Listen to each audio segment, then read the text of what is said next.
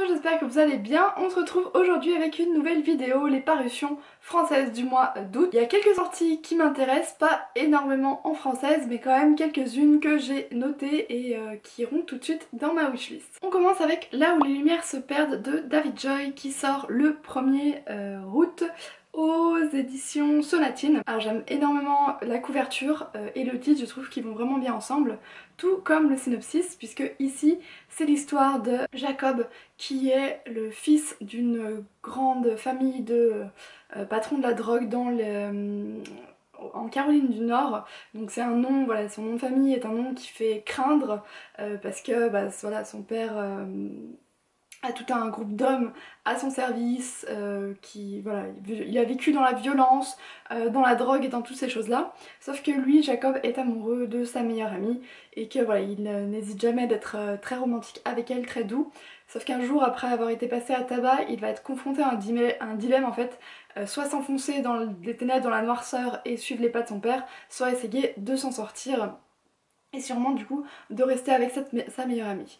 Donc voilà, le côté un peu sombre, cette histoire de fils qui a vécu dans la violence vis-à-vis de la drogue, je pense que ça peut être quelque chose d'assez intéressant que j'ai pas forcément trouvé autre part. Et puis bien sûr il y a cette très belle couverture. On continue avec Prête à t'aimer de Miley Black qui sort le 10 août aux éditions Harlequin. C'est l'histoire d'une jeune femme voilà, qui vient d'avoir 29 ans et suite à un pari avec ses amis sûrement, elle doit trouver en 365 jours, donc en un an, l'homme idéal et l'homme de sa vie. Du coup elle s'est fait une liste avec tous les bons points que devait avoir l'homme de sa vie, donc être charmant, être serviable, être gentil et surtout bien fréquentable. Et ça va être tout l'inverse de son nouveau voisin Damien qui vient sûrement d'emménager ou qu'elle vient de rencontrer.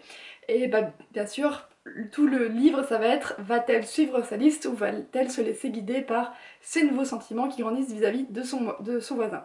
Voilà, j'aime bien le fait que ce soit pas une lycéenne à la fac ou ces choses-là, mais voilà, une femme qui a bientôt 30 ans, donc qui a quand même déjà vécu sa jeunesse, qui du coup me ressemble plus parce qu'en ce moment je trouve que j'ai plus du mal à accrocher avec des héroïnes qui ont plus autour de 18-20 ans qu'avec des héroïnes qui ont au moins entre 25 et 30 ans. Là j'arrive plus à les comprendre et pour le moment celles me correspondent plus. Du coup je me tourne un peu plus vers ces lectures. Et ensuite Rose and Bud de Avy Frog qui sort aux éditions Passion Édition le 24 août.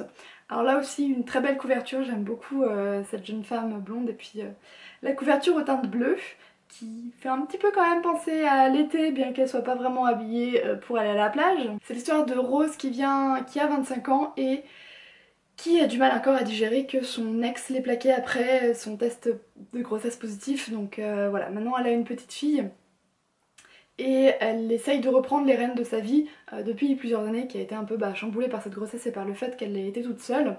Et un jour il y a son patron qui va commencer à lui tourner autour et il va réussir à lui faire oublier même le fait que son ex essaie de se rapprocher d'elle et surtout de leur fille.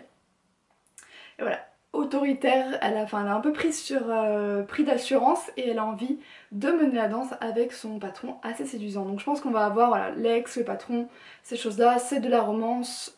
Moi ce que j'imagine c'est quelque chose qui me fera pas quelque chose de très très compliqué ou qui soit absolument qu'on n'ait pas vu autre part, mais une petite romance qui pourra faire passer le temps plus vite. Et on termine avec Come Back to Me de Myla Gray plutôt, qui sort aux éditions Milady Romance le 26 août. Ça a l'air d'être un roman assez touchant et poignant. Le synopsis n'en dit pas beaucoup, à part que c'est l'histoire de Kit qui vient de revenir de permission, donc il était dans l'armée, et qui ne pense plus qu'à la sœur de son meilleur ami. Il a toujours juré de ne pas la toucher, sauf que voilà, je pense que ces mois d'éloignement lui ont fait remonter... lui ont fait comprendre sûrement ses sentiments pour elle, sauf que... alors le synopsis nous dit qu'il succombe à une passion intense le temps de la permission, mais qu'après bien sûr Kit doit retourner au combat et une terrible épreuve semble les attendre. Donc voilà, je pense que ça peut être un roman assez poignant, voilà, tout ce qui va toucher à la guerre, à ces marines qui partent au combat pendant des mois et ce qu'ils peuvent traverser, ce qu'ils peuvent vivre. Je pense qu'on aura quand même pas mal d'émotions dans ce roman.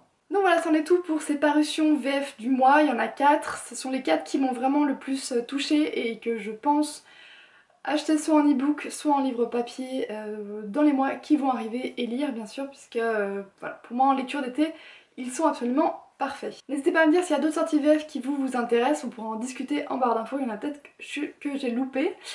Sur ce, je vous souhaite une très bonne semaine, de très bonnes lectures et à très bientôt.